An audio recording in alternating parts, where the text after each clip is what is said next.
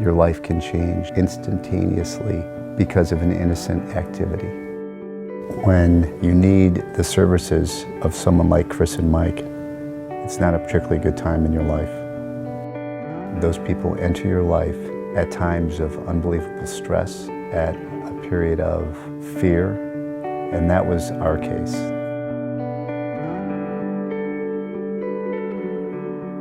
Like any other Saturday morning, Mark got up, kissed me goodbye, off for his bike ride.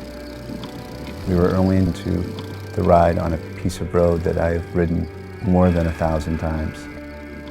My front wheel prematurely released from my fork. It caused my bike to flip over while I was on it, and I snapped my neck. I arrived, went running into the emergency room. First time you were early for anything. This is true. Two roses and a thorn. And they had come out and said at that point that he had a spinal cord injury, and this was the exact same injury that Christopher Reeve had. And I felt like the wind was just knocked out of me. I could not move anything for months. It's a horrible way to live. It's incredibly terrifying. If you fall off your bike and you break your neck, become a quadriplegic, that is as kin to a death sentence in life as there could possibly be. That's life-changing. It was a scary time. It was. We first met the Stephans when they were unquestionably at their lowest point, and they had so many things to figure out. Chris and Mike, they just had this compassion about them. From that moment on, we knew that they had our best interests at heart. The way that Chris and Mike made themselves available to us was invaluable.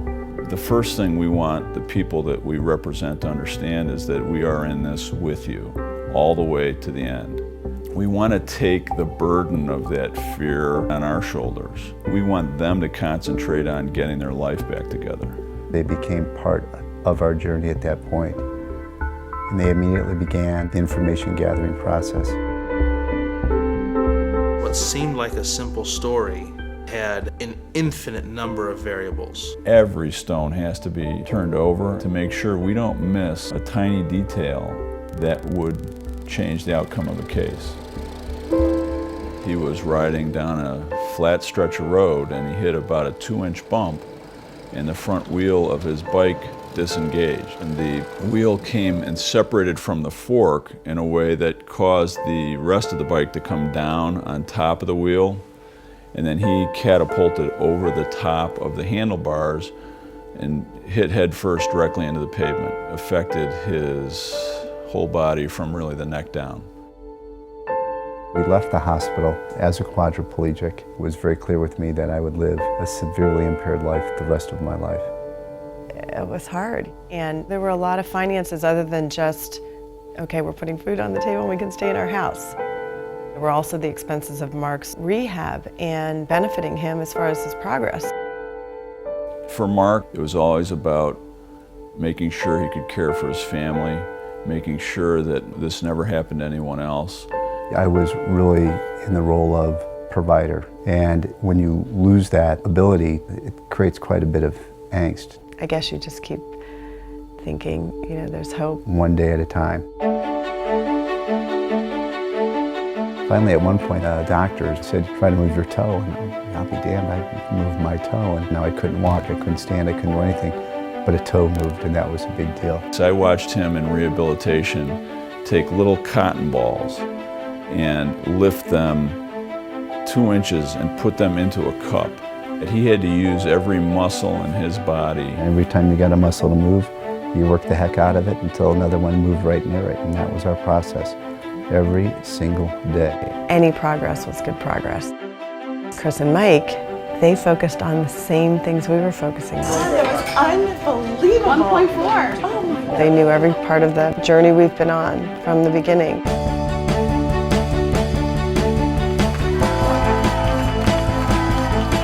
I have a picture that comes into my mind, and it's me walking, or it's me running, or it's me swimming, or it's me playing golf. You do have to change the landscape in your mind, and that is the power of the human spirit. That's what we all have inside of us.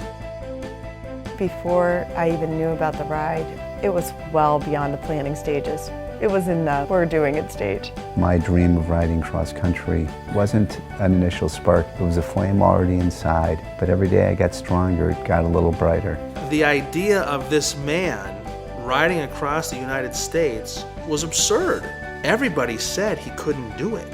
I thought, well, if he does that, I'm going to go down and join him. And so Mike Mertz and I went down and joined him, and we rode during a thunderstorm in pouring rain. And every time I felt the urge to complain, I looked over at Stephan, who is a partial quadriplegic, and he had a big smile on his face. He inspires me every time I see him, every time I talk to him, and he's really the reason that we do what we do.